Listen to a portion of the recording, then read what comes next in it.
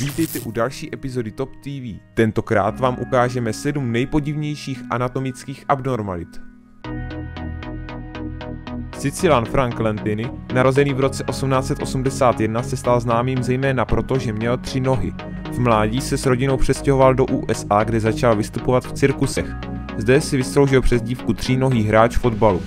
Jeho handicap mu značně zkomplikoval osobní život. I přesto se ale Frank Lentini oženil, měl 4 děti a zemřel ve věku úctyhodných 85 let. Stejným handicapem trpěl i německý rodák George Lippert, který měl ovšem kromě 3 noh také 2 srdce. Němec zemřel ve věku 62 let, 2 týdny poté, co mu přestalo fungovat jedno srdce. Double Dick Dude, neboli Triple D, je přezdívka mladého Američana, který má dvojici funkčních pohlavních orgánů. Zatímco své pravé jméno mladík úspěšně skrývá, fotografie svých 2 penisů ochotně vystavuje na internetu. V mládí si sice jeden z nich chtěl nechat odstranit, avšak časem z toho sešlo. Nyní je rád, že má oba, protože jak říká, dokáže s nimi divit. Jeho zvláštnost spolu s jeho bisexuálním zaměřením mu prý přinesla stovky vztahů.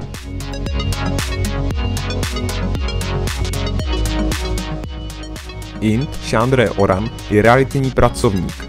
To, co jej ale dělá zvláštním, je jeho 33 cm ocas. Tento chlapík je díky ocasu svým okolím velmi uznávaný až uctívaný. Orama totiž někteří lidé považují za převtěleného hinduistického boha Hanumána. Někteří z jeho následovníků hlásají zázračná uzdravení závažných onemocnění po dotyku ocasem.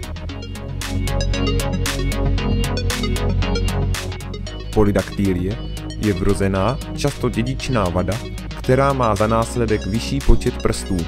Vůbec nejvíce jich bylo zaznamenáno u dnes 12letého chlapce pocházejícího z Číny.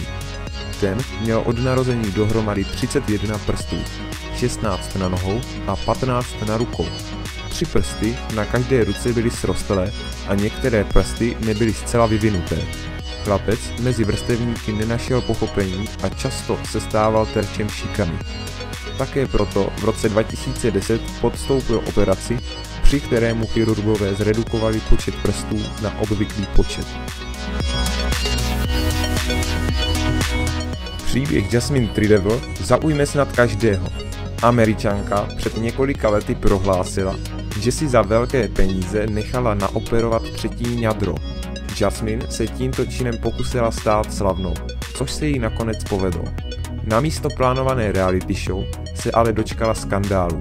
Nedůvěřiví reportéři při jednom z rozhovorů s Jasmine tajně použili termokameru. Ta prokázala, že 3. ňadro je neživý objekt a musí se jednat o podvrh. Stellark, vlastním jménem Stelios Arkadiou, je performer z Kypru, který se snaží zdokonalovat lidské tělo pomocí moderních technologií. V rámci své činnosti si nechal v roce 2006 na levou paži naimplantovat umělé ucho. Součástí ucha byl i miniaturní mikrofon, který ovšem musel být kvůli vážné infekci odstraněn. Navzdory tomu chce Stellark do svého 3. ucha mikrofon s bezdrátovým připojením k internetu opětovně operovat.